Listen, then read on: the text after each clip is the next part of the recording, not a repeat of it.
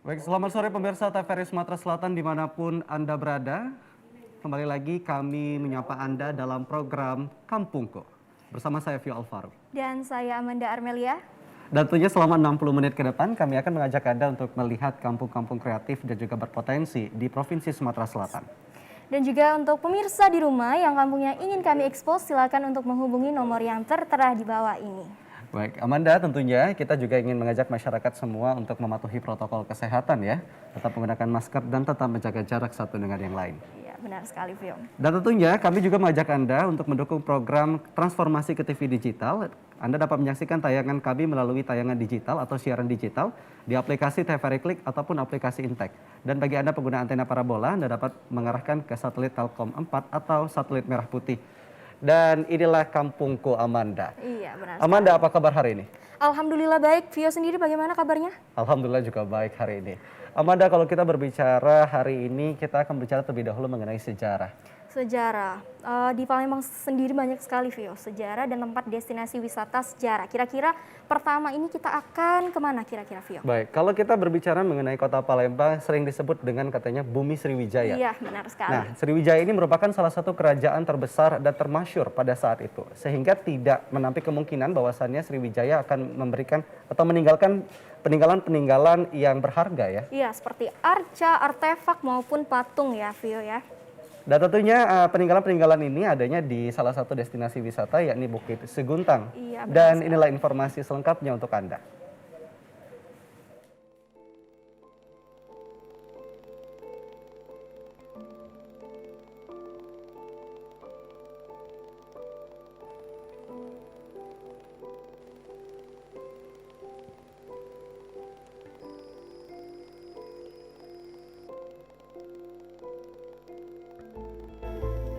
Bukit Seguntang yang berada di titik tertinggi di kota Palembang ini ternyata menyimpan sejarah penting peninggalan masa kejayaan Kerajaan Sriwijaya. Terdapat begitu banyak patung Buddha, arca, hingga prasasti yang ditemui di sini. Sebuah arca Buddha mencapai 3 meter yang terbuat dari granit pun ditemukan di tempat ini. Namun untuk kepentingan pelestarian, benda-benda penemuan tersebut kemudian disimpan di Museum Balaputra Dewa. Dan sebagian lagi disimpan di Museum Sriwijaya yang berada di Kompleks Taman Purbakala Kerajaan Sriwijaya.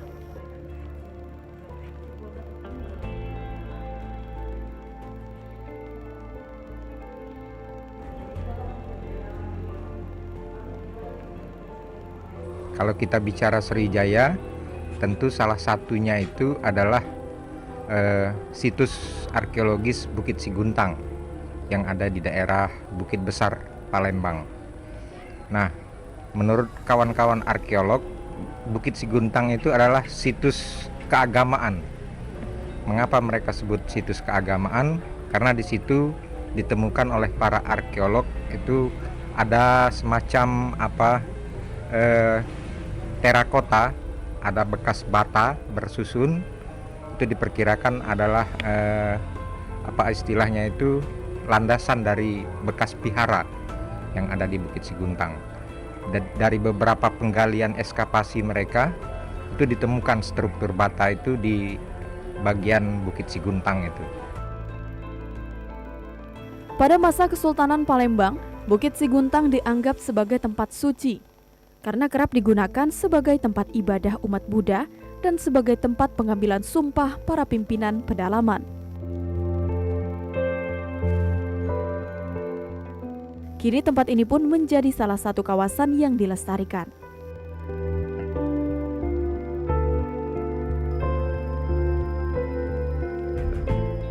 Bukit Seguntang juga menjadi petilasan banyak tokoh dari masa kejayaan Kerajaan Sriwijaya.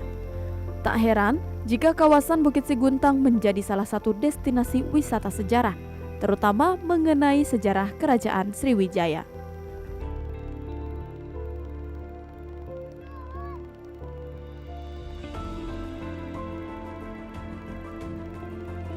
Di puncak Bukit Seguntang, terdapat beberapa makam yang dikaitkan dengan tokoh-tokoh raja, bangsawan, dan pahlawan Melayu Sriwijaya. Namun menurut penelitian arkeolog, makam tersebut belum bisa dipastikan kebenarannya. Jadi kaitannya dengan kehadiran makam-makam yang dikatakan adalah makam raja-raja terakhir Sriwijaya itu sumbernya adalah hikayat Melayu. Dalam hikayat Melayu itu dikatakan bahwa Raja Sigentar Alam itu atau Raja Parameswara itu datangnya dari Bukit Siguntang, kemudian dia membuat kerajaan kesultanan di daerah Singapura dan Malaysia. Sehingga dikatakan bahwa itu asal dari bangsa Melayu Malaysia itu dari Bukit Siguntang. Namun itu adalah hikayat, cerita rakyat yang sumber validasinya itu sangat lemah. Nah, kita ketahui kalau bicara data ilmiah itu yang paling tinggi itu justru adalah berupa prasasti. Kalau prasasti itu tergolong data yang validasinya paling tinggi, paling akurat. Nah, kalau dia sudah berupa hikayat, cerita, artinya itu sudah imajinatif. Karena sesungguhnya itu adalah situs arkeologis Sriwijaya. Para arkeolog, budayawan, dan sejarawan berharap marwah Bukit Siguntang dapat dikembalikan sebagai situs arkeologi Sriwijaya. Bukit Siguntang menjadi tempat yang dianggap suci dan juga berkarisma sejak abad 14 hingga 17. Bukit Siguntang juga menjadi petilasan banyak tokoh dari masa kerajaan Sriwijaya. Syarifah, TVRI Sumatera Selatan.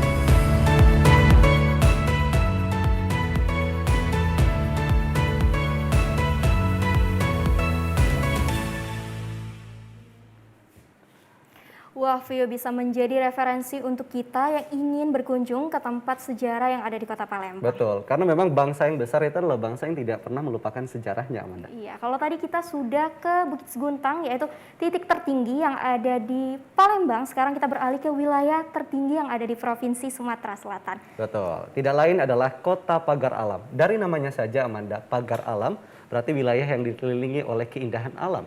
Dan ada satu gunung, yaitu Gunung Dempo, yang berada di ketinggian sampai ketinggian 3.173 mdpl. Bagaimana aktivitas masyarakat di sekitaran kampung di Gunung Dempo? Inilah informasinya untuk Anda.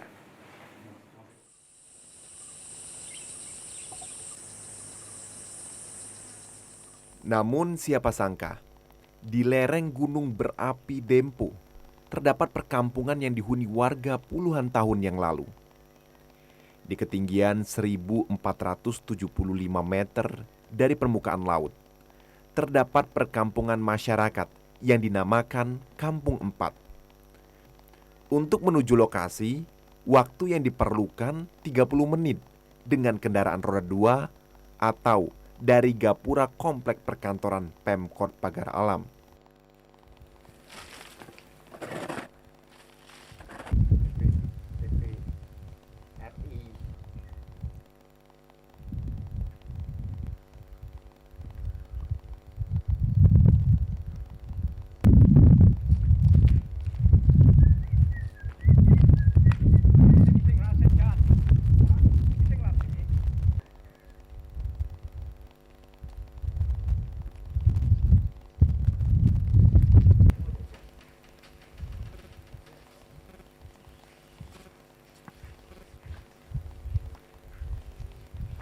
Warga di Kampung Empat ini, penghuninya pernah mencapai 100. Namun lama-kelamaan, warga mulai pindah dan banyak yang pensiun. Hingga saat ini, warga tersisa 96 jiwa dengan 20 kepala keluarga. Sedangkan mata pencaharian sehari-hari yaitu sebagai pemetik di kebun teh PTPN. Ada juga yang sebagai petani sayur. Kebanyakan warga di Kampung Empat menanam sayur kol dan daun bawang. Untuk menanam sayuran lainnya dikhawatirkan akan dimakan babi. Hanya 2 sayuran itulah yang tidak disukai hewan tersebut.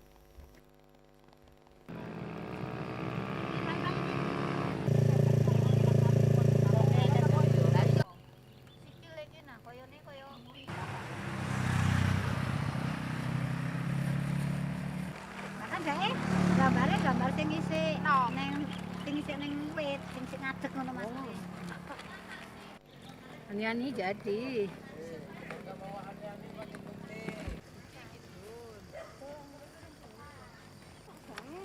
Ini mengot.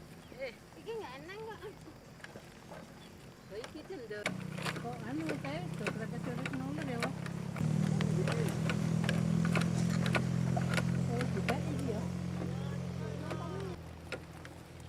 Pada saat jam kerja, Kampung 4 tampak sepi. Kebanyakan warga sudah berada di lokasi pemetikan daun teh. Mereka biasanya di lokasi mulai pukul 7 pagi sampai dengan siang hari.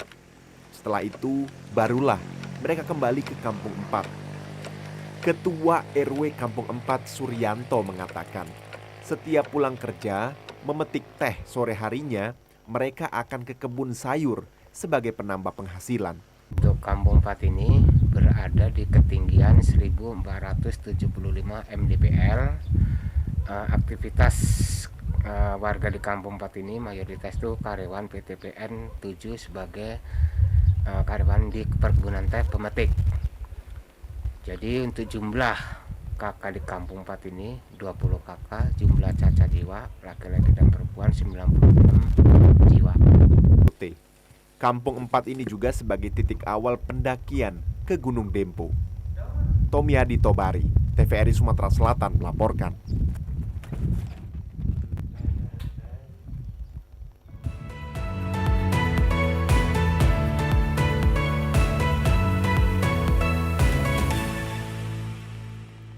Waduh, asik sekali ya aktivitas terutama di Kampung 4 ini sendiri, Amanda ya. Iya benar banget, dan suasana di sana itu benar-benar masih asri, suasana pegunungan. Gak bayangin kalau kita pagi-pagi bangun terus kita ngelihat Pemandangan yang benar hijau-hijau ya. banget. Sambil minum teh, so feeling banget sih itu, Vio. Betul. Dan Amanda, kali ini dari Pagar Alam kita akan beralih ke desa yang agak dekat dengan Kota Palembang, yakni Kabupaten Ogan Ilir.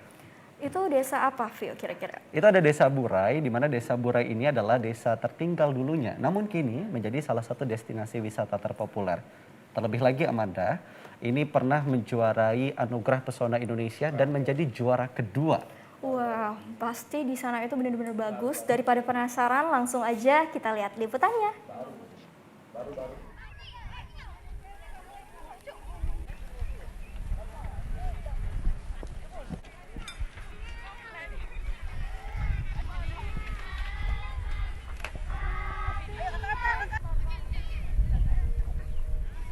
Inilah Desa Burai, Kecamatan Tanjung Batu, Ogan Ilir, yang dahulu merupakan desa miskin dan tertinggal. Kini Desa Burai dengan jumlah penduduk 1.960 jiwa menjadi destinasi wisata unggulan Kabupaten Ogan Ilir yang kini terkenal dengan kampung warna-warninya. Saat memasuki desa ini, kita akan disuguhkan keramahan serta kehangatan penduduk Desa Burai. Di sini para tamu akan disambut dengan tarian selamat datang, yaitu tari Belime. Selanjutnya, pesona lain dari Desa Burai yaitu berkeliling menggunakan perahu di Sungai Kelakar dengan panorama alam yang indah. Desa Burai kini sudah dikenal di tingkat nasional, di mana desa ini menjadi juara 2 Anugerah Pesona Indonesia 2020 pada kategori ekowisata terpopuler.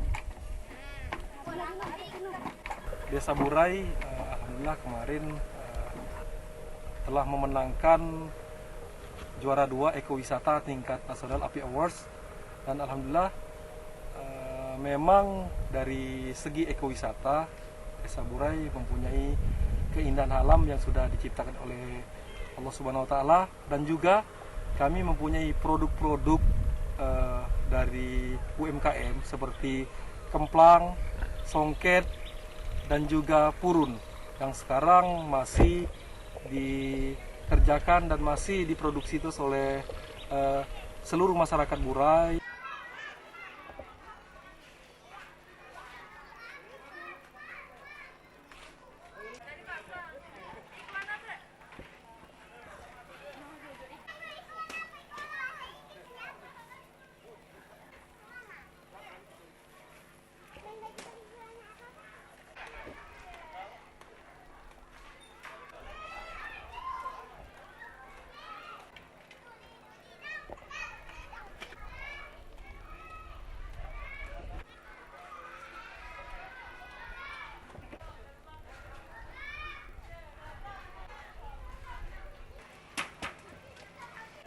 Selain itu, Desa Burai terkenal dengan kerajinan tangan berupa songket dan kerajinan tangan purun. Menjelang hari kemerdekaan, muda-mudi Desa Burai bersemangat memasang umbul-umbul dan bendera merah putih.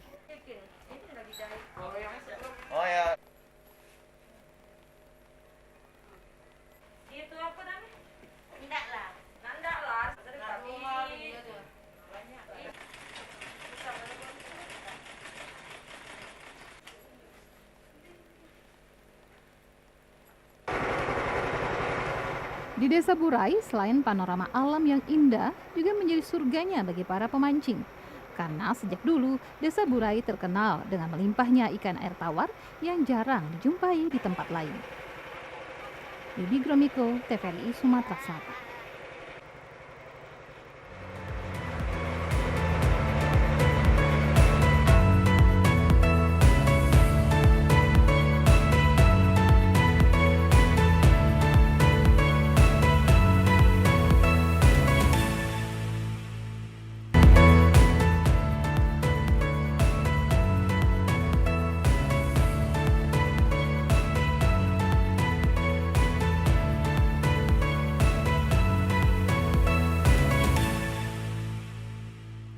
Baik, terima kasih pemirsa Anda masih bersama kami di program Kampungku, dan kini akan kita kembali untuk membahas informasi terkait dengan kampung-kampung wisata maupun yang berpotensi di Provinsi Sumatera Selatan. Nah, sekarang kita beralih kembali lagi ke Kota Palembang, yaitu di mana ada budidaya ikan lele. Tio. Betul, karena memang untuk bertahan di tengah pandemi ini semuanya dilakukan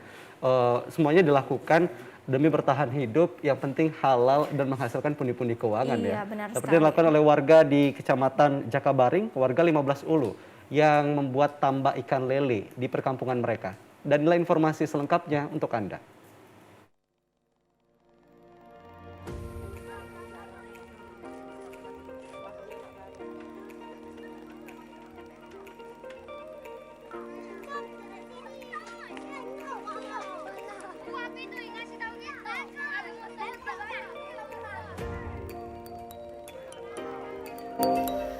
Di Kelurahan 15 Ulu, Kecamatan Jakabaring, Palembang ini, sebagian warganya bermata pencaharian sebagai pedagang, sementara sebagian lagi membudidayakan ikan lele.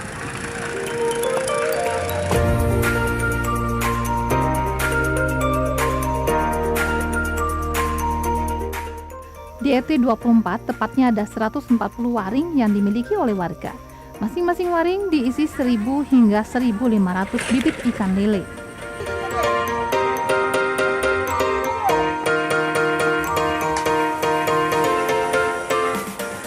Dipilihnya budidaya ikan lele ini karena lele termasuk ikan yang mudah dibudidayakan.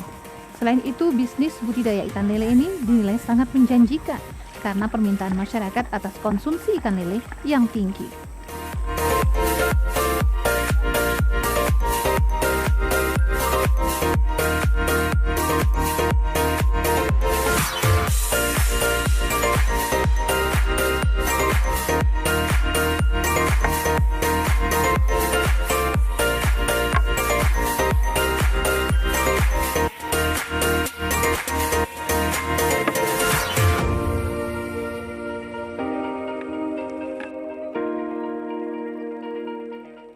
Pakan ikan lele juga tidak terlalu sulit dan terbilang mudah didapat. Cukup dengan pelet dan pangan olahan alami, juga beragam makanan lainnya yang kaya nutrisi dan baik untuk pertumbuhan ikan lele.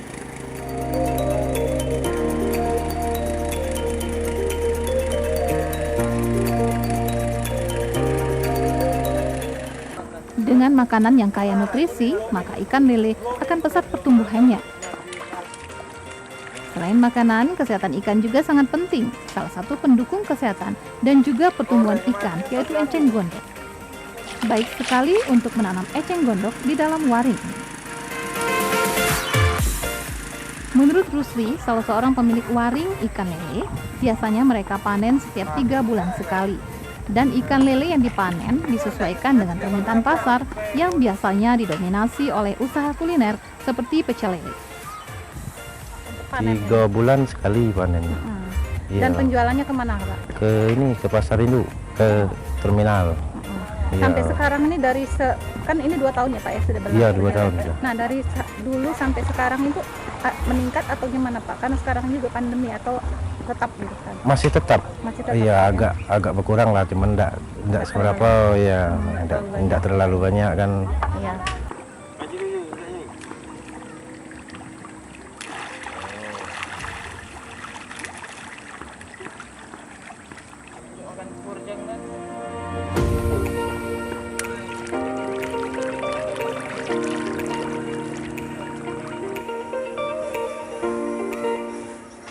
Usaha tambak ikan lele ini telah memberikan kesejahteraan bagi warga sekitar.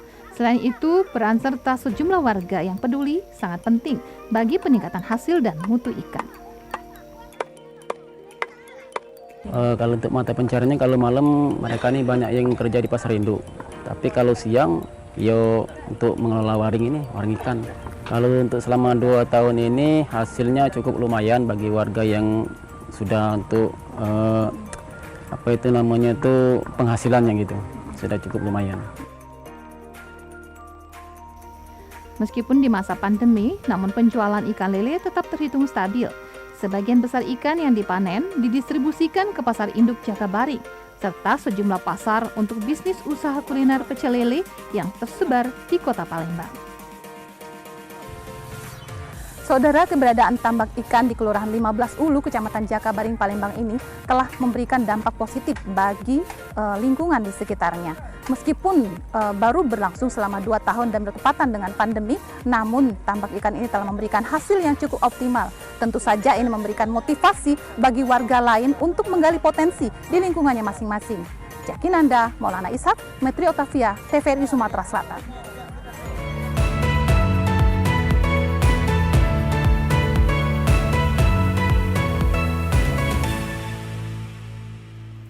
Wah, Vio, ternyata budidaya ikan lele itu selain menjadi konsumsi untuk masyarakat yang ada di sana, bisa menjadi mata pencarian dan juga untuk membantu perekonomian warga. Betul sekali, Amanda. Karena kita tahu sendiri kan, lagi zamannya PPKM ini semua cara dilakuin untuk bertahan hidup. Betul sekali ya. Dan Amanda tidak jauh-jauh dari ikan, tapi kali ini kita akan membahas mengenai makanan olahan dari ikan. Nah, di mana kita akan membahas mengenai kerupuk. Kalau kerupuk ini cemilan yang ringan, yang sudah terkenal sebetulnya di masyarakat Sumatera Selatan, khususnya Kota Palembang. Namun, kali ini kita akan membahas pembuatan kerupuk di Kota Lubuk Linggau. Dan inilah informasi selengkapnya untuk Anda.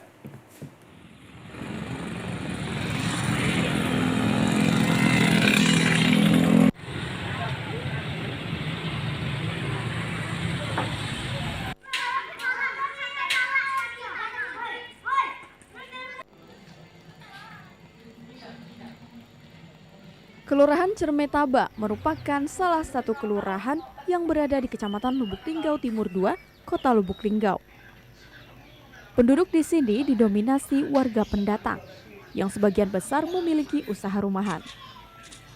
Salah satu usaha sentral olahan makanan kerupuk khas daerah Cirebon berada di kampung ini, tepatnya di RT 8 Kelurahan Cermetaba. Seperti yang dilakoni Sumarwan, yang industrinya terbilang cukup besar dan dikenal di kampung Cermetaba, lantaran usahanya sudah dilakoni secara turun-temurun. Usaha pembuatan kerupuk di kampung Cermetaba ini dulunya cukup banyak, meskipun hanya usaha rumahan. Di tahun 90-an, pabrik kerupuk hampir merata di setiap RT.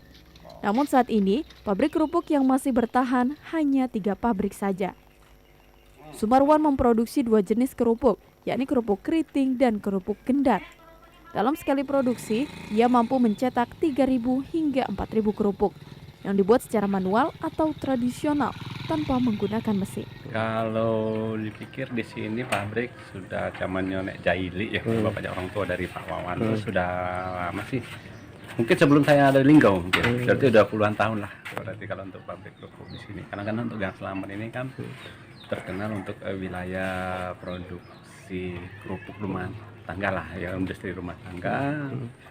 Karena sini penduduknya rata-rata Jawa Barat, Sunda, karena keluarga besar di sini kan, jadi mereka rata-rata menghidupan di bidang kerupuk yang ada di belakang. Contohnya kan, salah satu.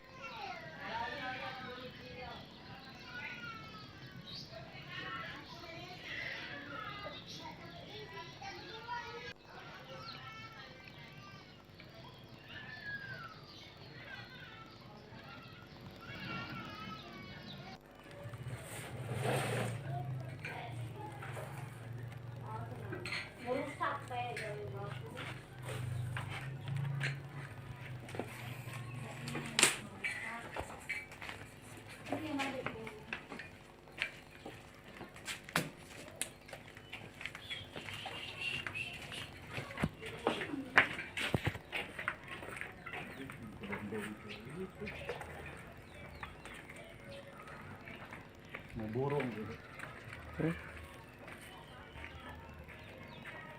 Burung ngecekin sini.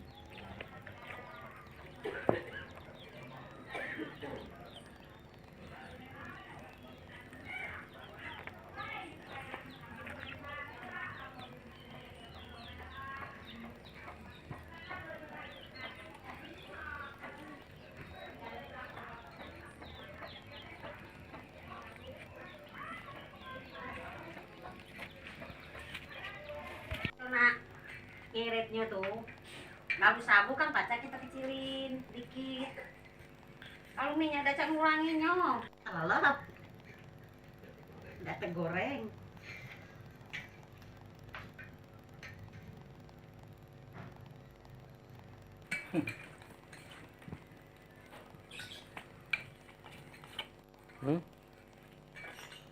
Dengan keberadaan pabrik kerupuk ini, perekonomian warga setempat cukup terbantu dan membuka lapangan pekerjaan bagi warga setempat.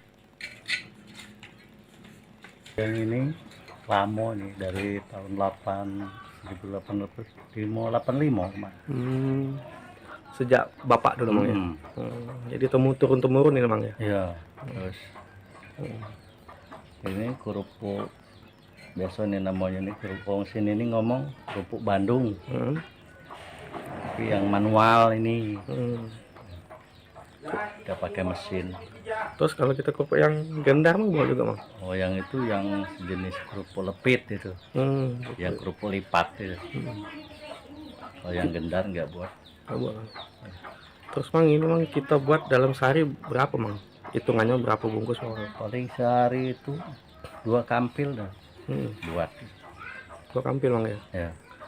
Ya dampak itu kadang-kadang sepi itu yang belinya juga. Tenaga kesehatan dia dosis 3 aja. Sampai 3. Waktu udah vaksin itu lagi demam. Alhamdulillah banyak. Masih ada juga kemarin tuh kena. Untuk pemasaran kerupuk hanya memperkerjakan 3 orang saja. Selain di Kota Lubuk Linggau, kerupuk Cirebon ini didistribusikan sampai keluar daerah, seperti Musirawas, Muratara, dan Rejang Lebong, Provinsi Bengkulu. Ferry Setiawan, TVRI Sumatera Selatan.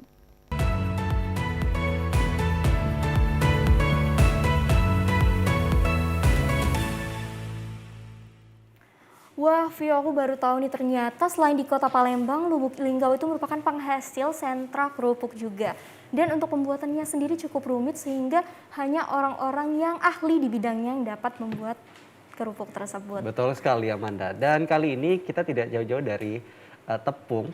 Ada satu tepung yang menjadi panganan substitusi dari tepung terigu ataupun tepung beras, yakni ganyong, yang berpotensi untuk menggantikan tepung terigu dan tepung beras. Ganyong, apa nih? Kamu udah belum familiar pernah. belum dengan kata ganyong? Dan nggak familiar sama sekali. Betul, karena ini merupakan tanaman dari keluarga tanaman kana yang menghasilkan umbi-umbian.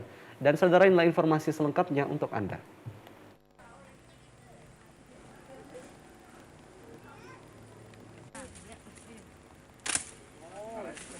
Di Desa Plajau, Kecamatan Banyuasin 3, Kabupaten Banyuasin, tanaman ganyong ini dibudidayakan oleh warga. Kelompok wanita tani maju bersama Desa Plajau membuat panganan olahan lokal dari bahan tepung ganyong. Olahan tepung ganyong ini dibuat menjadi bubur dan kue brownies.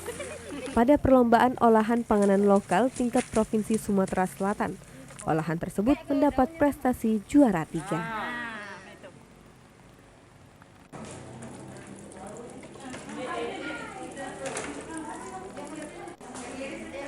Menurut Ketua KWT Maju Bersama, Rismawati, cara mengolah ganyong yang sudah berumur 11 bulan, dipanen umbinya, kemudian dicuci bersih, diiris dan direndam selama 1 malam, lalu dijemur selama 3 hari. Kemudian digiling menggunakan mesin menjadi tepung dan dapat diolah menjadi berbagai jenis kreativitas pangan. Ini yang baru dijemur. Kami lagi masak itu. Nah.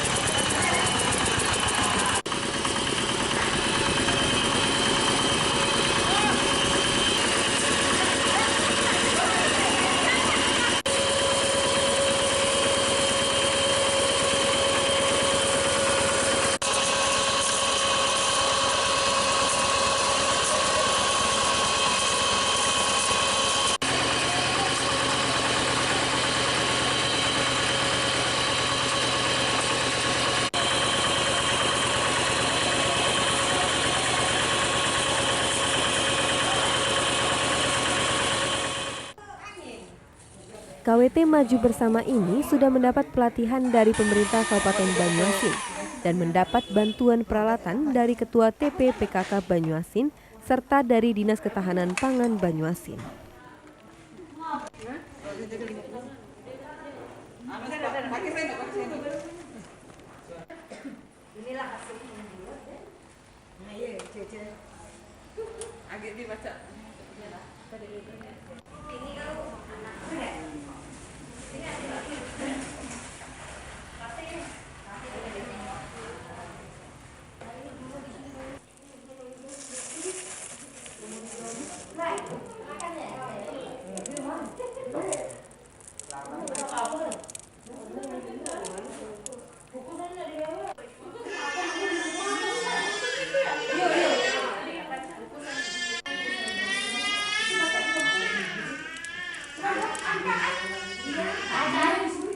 Sayangnya, dalam budidaya tanaman ganyong ini, warga harus memiliki lahan yang luas. Untuk itu, Kades Pelajau Roza mengharapkan kepada pemerintah Banyuasin untuk menghibahkan lahan agar tanaman ganyong ini bisa terus berjalan. Di awal kan kita penanaman, selesai itu kita panen setelah 11 bulan, kita panen, bisa diambil umbinya. Diambil umbinya kan bisa selesai itu dibersihkan. Sudah dibersihkan dibersihkan, dicuci, diiris, selesai diiris direndam semalam, ditiriskan baru dijemur, selesai lah dikering, bisa di pabrik, jadi bisa menghasilkan tepung.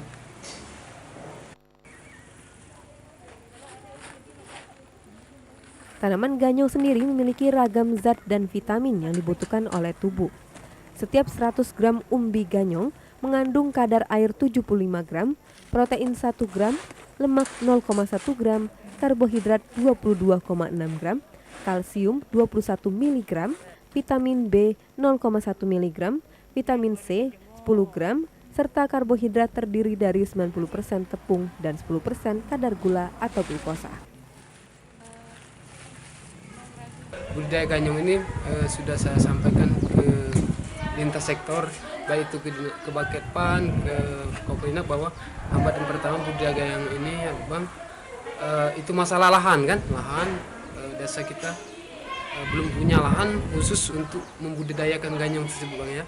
Yang kedua, umur tanaman ganyong itu Bang, umur tanaman ganyong itu kalau mau maksimal dia harus minimal 11 bulan. Nah, jadi untuk memproduksi tepung ganyong itu artinya butuh waktu yang cukup lama. Peran serta pemerintah Banyuasin dan instansi terkait sangat diharapkan untuk pemasaran olahan lokal yang berbahan baku ganyong ini. Dari Desa Pelajau Banyuasin, Indra TVRI Sumsel melaporkan.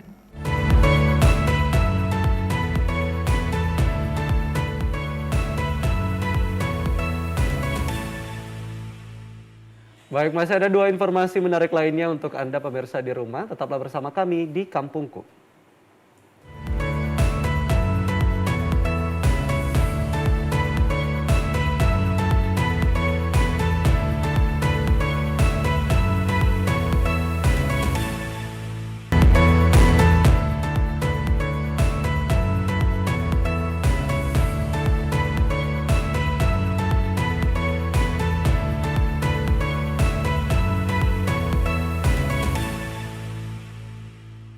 Baik, terima kasih Anda masih bersama kami di program Kampungku TVRI Sumatera Selatan.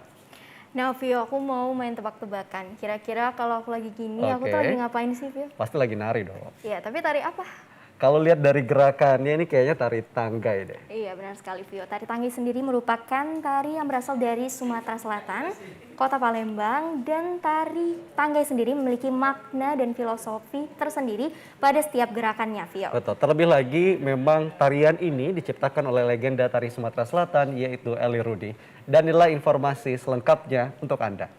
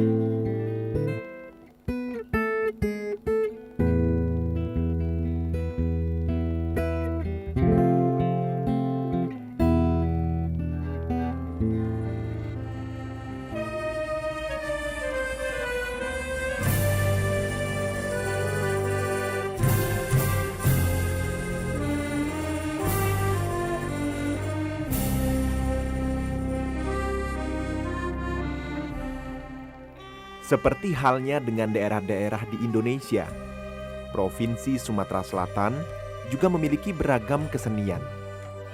Tari Tanggai, tari yang menjadi salah satu tarian tradisional berkembang di Palembang, Sumatera Selatan.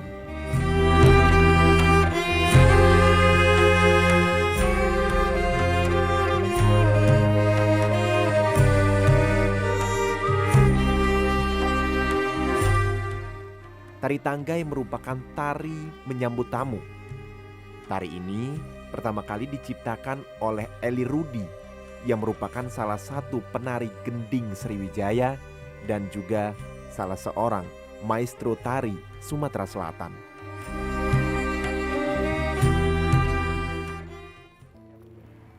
Nama seniman saya Eli Rudi. Sebagai penari, saya menari tahun 1962. Ya, 1962 saya sudah menari. Jadi pada waktu itu di bawah bimbingan beberapa maestro tari, antaranya Bagong Kusudiarjo. Kemudian juga saya tidak melupakan Ibu Sukainah Rozak yang menciptakan tari gending Sriwijaya. Karena dari gending, saya adalah murid beliau. Saya juga murid dari maestro tari Bagong Kusudiarjo. Dan saya adalah sahabat dari Mas Didi Ninitowo. Nah, berteman dengan mereka itulah makanya dari hobi menari sampai hari ini, sampai usia saya sudah 3/4 abad, saya masih tetap masih tetap eksis dengan tari. Memang itu sepertinya sudah mendarah daging dalam diri saya.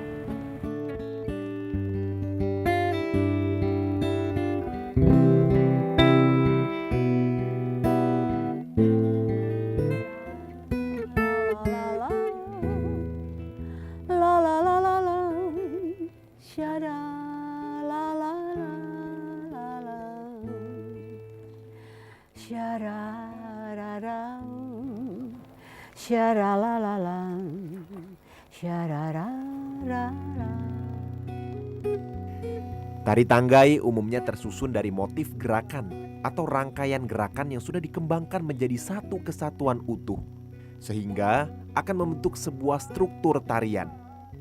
Adapun untuk struktur gerakan tari Tanggai biasanya terdiri dari 3 gerakan, yaitu gerakan awal, gerakan pokok, dan gerakan akhir. Jadi gerakan pertama yang saya ambil adalah gerak sembah. Ini adalah sembah kepada 3 dewa, Brahma, Wisnu, dan Siwa.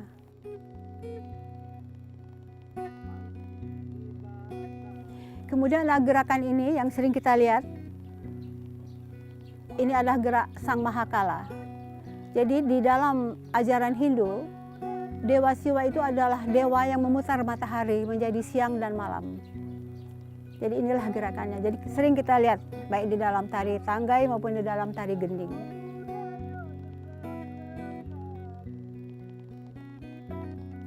Kemudian ada lagi gerak stupa. Nah, setiap gerakan tangan ini pasti seakan-akan menerima, dan salah satu tangan ada di ulu hati. Karena kita bicara semua yang ada di dunia ini itu kita mulai dengan pikiran dan dengan emosi. Jadi seorang manusia itu baru dikatakan bijaksana apabila pikiran dan emosinya itu sejalan.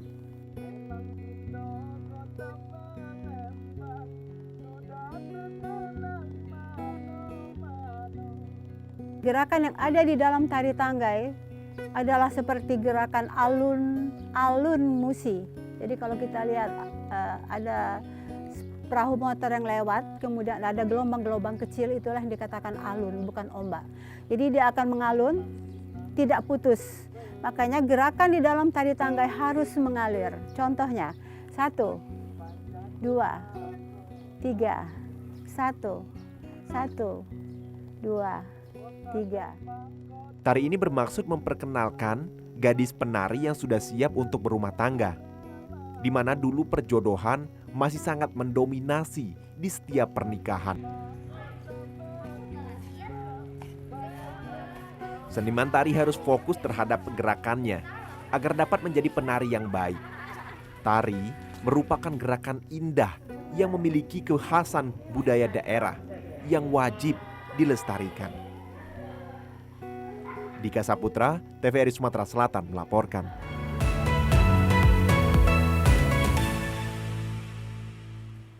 Nah, Vio, itu tadi adalah tari tanggai khas Provinsi Sumatera Selatan, Kota Palembang. Betul, kalau kita lihat dari setiap gerakannya pasti memiliki filosofi-filosofi yang mendalam ya pemirsa ya. Iya, benar sekali. Baik, dan kali ini saya akan ajak pemirsa di rumah dan juga Amanda untuk membahas buah-buahan. Buah-buahan. Kalau berbicara buah-buahan pasti kamu udah nggak asing lah aku mau bahas apa. Pasti mau bahas durian. Betul sekali. Kenapa aku tebak durian? Karena Vio, sepanjang jalan di Kota Palembang ini banyak banget orang yang jual durian karena sekarang lagi panen durian. Betul, apalagi harganya yang murah dan rasanya yang nikmat menjadikan durian ini sebagai salah satu durian atau buah-buahan favorit bagi pemirsa di rumah. Dan inilah informasinya untuk Anda.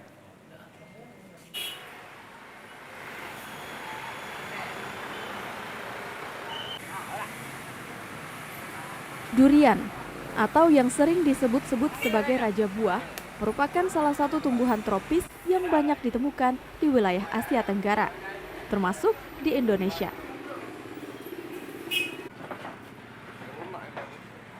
Di Kota Palembang sendiri, salah satu destinasi wisata kuliner buah durian yang paling terkenal berada di Pasar Durian Kuto. Nama tersebut diambil lantaran lokasinya tepat berada di deretan Pasar Kuto Palembang.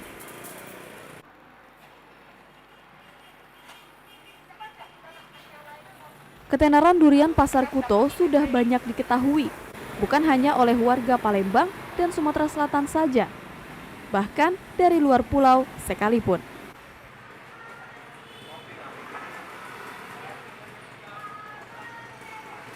Oleh karena itu, banyak wisatawan yang sengaja datang dan makan durian langsung di lokasi ini. Bahkan setiap harinya, kawasan Pasar Kuto ini selalu ramai dikunjungi oleh penikmat durian. Alasannya pun beragam. Mulai dari bisa menikmati durian dengan harga terjangkau hingga tempat yang nyaman.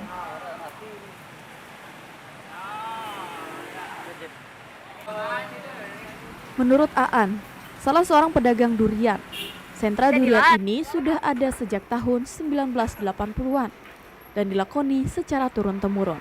Ini awalnya sekitar tahun 80-an.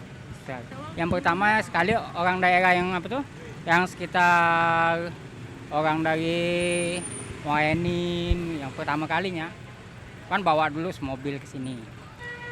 Tak lama-lama kan orang sini semua yang jualan itu yang pertama kalinya. Jadi awalnya itu belum seperti ini tempatnya? Belum. Ini kan masih tak kosong semua. Lama-lama satu yang jualan, dua yang jualan kan kita rame dulu sampai ke sana Mbak, simpang sana.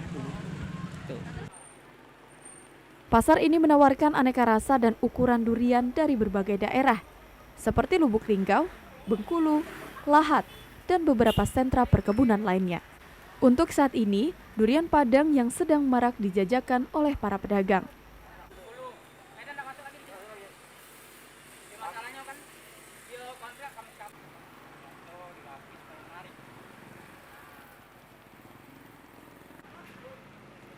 Meski buka selama 24 jam, namun di tengah PPKM, para pedagang mengaku membatasi jam operasional untuk mereka yang akan makan di tempat. Ada yang makan di sini, ada yang bawa balik. Kalau selama Covid ini kita dibatasi dah sampai jam 8 malam boleh makan di sini. Ada yang dari luar kota, ada yang dari luar negeri juga ada. Orang Korea banyak juga makan durian. Selain menjadi salah satu destinasi wisata kuliner di Kota Palembang, sentra durian ini juga menjadi lokasi pemasok buah durian untuk dijadikan berbagai macam olahan durian, seperti tempoyak, lempok, bahkan es krim durian.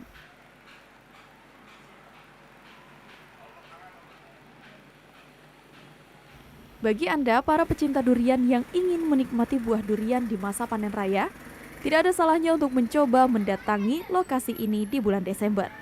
Karena di musim panen tersebut, berbagai jenis durian dapat Anda temukan dan Anda nikmati. Afifah Sari, TVRI Sumatera Selatan.